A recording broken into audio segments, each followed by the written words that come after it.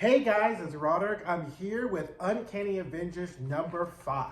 So this is the last issue of the Uncanny Avengers series during our whole Fall of X. And I have to say that this is really one of the stronger books, if not the strongest books of the entire Fall of X series that we got. Recognizing I didn't read Children of the Atom and I didn't do Realm of X, right? So that being said, I thought Uncanny Avengers number 5 was the strongest of the kind of Fall of X books out of Dark X-Men, Astonishing X-Men, definitely X-Force, and whatever. So if you're new to this channel, this is where we review television shows, films, comic books, a little bit of reality TV, but all wrapped up in a little kiki. So let's get started, shall we? Now, we get this like recap, right, of Dr. Stasis trying to recruit Grant Rogers. We'll call him Stevil because he's the evil Steve Rogers, whatever. And pretty much Stasis is like, we need you to help. And he's like, already sold, F the mutants. I just want to do it in a Captain Krakoa suit, right?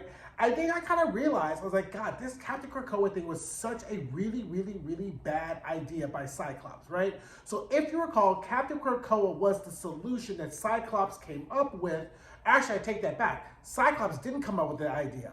So back in House of X, Powers of X, when Cyclops, Jean Grey, Monet, all of them were killed when they tried to invade the space station, they were like, wait a minute, Cyclops is still alive. I thought we killed him, right? So Cyclops goes to the Quiet Council and is like, hey, we need to kind of deal with this. Let's come out the closet and tell them mutants can resurrect themselves. And Xavier in the Quiet Council, and their history of bad ideas, is like, that's not really going to work. So you're going to dress up as Captain Krakoa since folks are onto you, and you're going to keep your mouth shut about resurrection, right? Anyway, do that whole course of events is where we find out about Dr. Stasis, which is actually a Sinister clone, which then alerts everyone that Sinister is really up to no good. And then we find out, anyway, Cyclops ends up coming out to Ben Urich and ends up saying that he's alive, mutants can resurrect themselves, and this is after Emma Frost is trying to wipe his memory anyway. Anyway, I just now looking at it, Captain Krakoa was just a really bad idea. So anyway, back at the Daily Bugle rooftop or whatever, Captain Krakoa is battling Captain America. We have a Wade that's been cut in half, Psylocke, Monet, Black Widow, and he's all giving them the work, right? And I'm like, wait a minute. Why is this even a fight, right? Why don't you send one of the telepaths downstairs, since you got 2 upstairs, send them downstairs to figure out, do like a mind wonk on how to stop this bomb, or just shut off Stevil's mind, read his mind on how to stop the bomb, and we can be done with this, right? So I know there's a lot of Psylocke fans out there, and then once again, Psylocke can either be utilized really well, or she's not. Like when she was in the Hellions book, love me some Psylocke. This Psylocke not really working because folks always want to elevate her and Betsy to be on that Emma Frost level right before Jean Grey, and every time we see Psylocke at work, she just fails at it, right? I'm not gonna call her like the Ron Weasley of telepaths.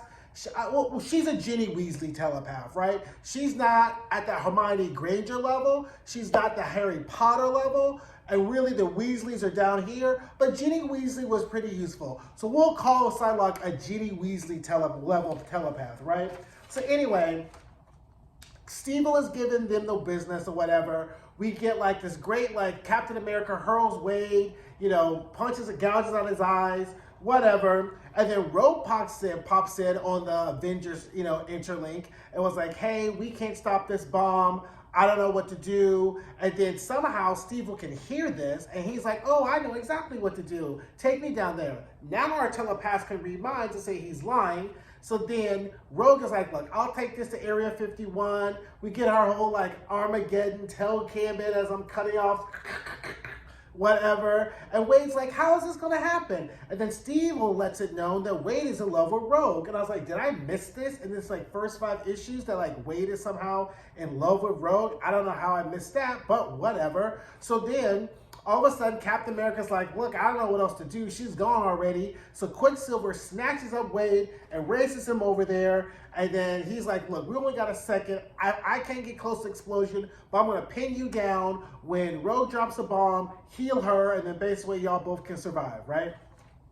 And just like he says, the bomb explodes. Wade, Rogue takes his hand. She saps his healing power. And then all of a sudden, they're both there. And she's like, and then as their bodies are like regenerating after a nuclear explosion, Wade is like, what do you see in Gambit? And then she's like, thank you, Wade. And then Wade's like, you don't have to thank me. Gambit doesn't make you thank him. And I was like, where was all of this the first 4 episodes? Like, where was the first 4 issues? Like, where was this Wade pining over, Uncanny Avengers situation? Like, where was this? I was like, okay, whatever. So then we get really Ben Urich's voiceover of the article that he's written that's being published.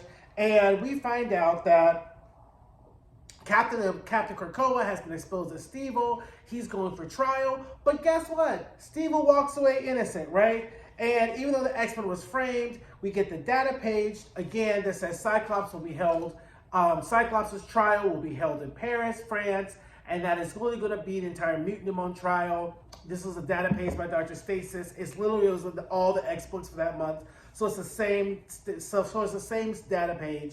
And then we get this whole Stevil leaves, and he does his Hitler, Mussolini, Franco-esque type of speech where he's like, America, and America is really torn, right? We have people who are like, oh, you're horrible, because as he's leaving the courtroom, someone's like, oh, your evil empire still perseveres, right? So it's very like, gives you that whole MAGA-esque treatment, right?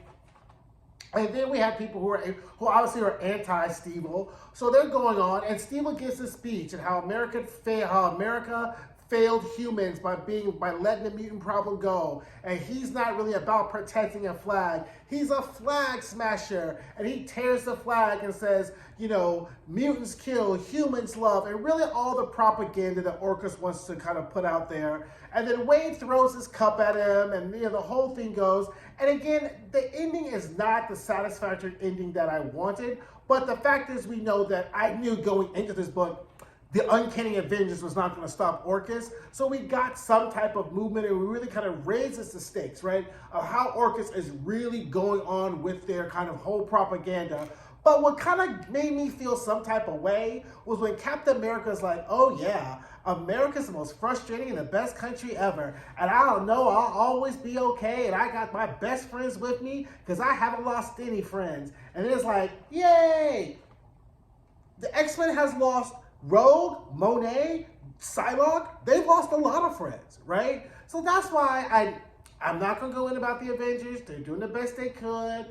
They're just doing whatever. I already did that rant for those couple of videos. But that just has me really kind of side-eyeing Captain America. Because I get it, you're going to be in your rah-rah America, whatever. You're Captain America. But again, we're not going to meet up with the people, with the X-Men in the tunnels. This is why I say this was the best book. Because at least Captain America had a plan. And we saw that what happens when they try to effectuate their plan. But I was like, okay, then what happens next? What are we going to do?